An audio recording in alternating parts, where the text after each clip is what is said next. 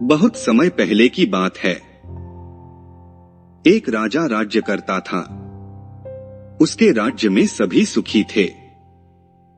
सभी प्रजा अपना सुखपूर्वक जीवन व्यतीत कर रहे थे, जिसकी चर्चा राज्य की मंत्री राजा से अक्सर किया करते थे, जिसे सुनकर राजा खुद को गौरवान्वित महसूस करता था। लेकिन एक दिन राजा के मन में ख्याल आया कि क्यों न मैं अपने प्रजा की सुखपूर्वक जीवन यापन का खुद से निरीक्षण करूं।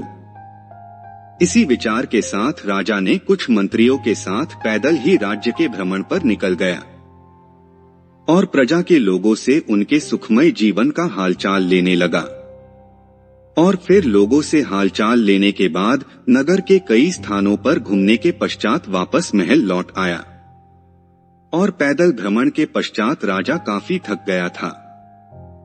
लेकिन पैदल घूमने के कारण राजा के पैरों में असहनीय दर्द और छाले भी पड़ गए थे, जिसकी शिकायत अपने मंत्रियों से की और कहा नगर के लोग खुशहाल तो है, लेकिन नगर की सड़कें काफी कठोर और पथरीली है, जिसके कारण मुझे जब इतना कष्ट हो रहा है तो मेरी प्रजा को भी इससे कष्ट होता होगा। ऐसी सड़कों पर पैदल चलना दूभर है।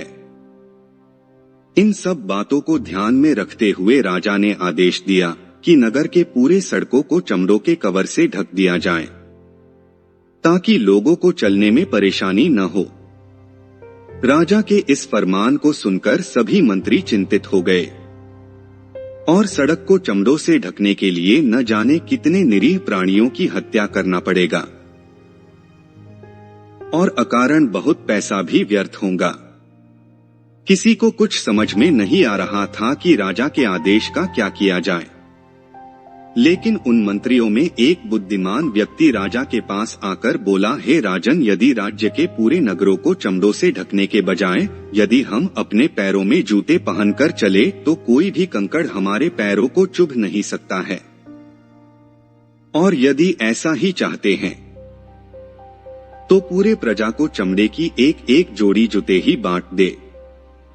उस बुद्धिमान व्यक्ति के सुझाव से आश्चर्यचकित था और राजा को समझ में आ गया था गलती उसी की है। यदि वह अपने पैरों में जूते पहनकर चलता तो उसके पैरों में कंकड़ नहीं चुभते। और इस तरह इस दुनिया को बदलने से पहले खुद को बदलना आवश्यक है।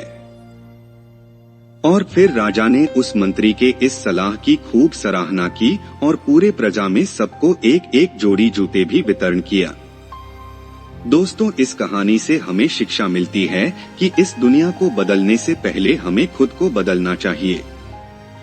यदि हम अपनी गलतियां सुधार ले तो खुद ब खुद ये दुनिया सुधर जाएगी। इसलिए दुनिया को नहीं, हमें खुद को एक अच्छी सोच के तरफ बदलने की जरूरत है। दोस्तों, आपको यह वीडियो अच्छा लगा हो तो हमारे वीडियो को लाइक, शेयर तथा चैनल को सब्सक्राइब करें। आपका वीडियो देखने के लिए बहुत बहुत धन्यवाद। फिर जल्द मिलेंगे एक रोचक एवं नई कहानी के साथ।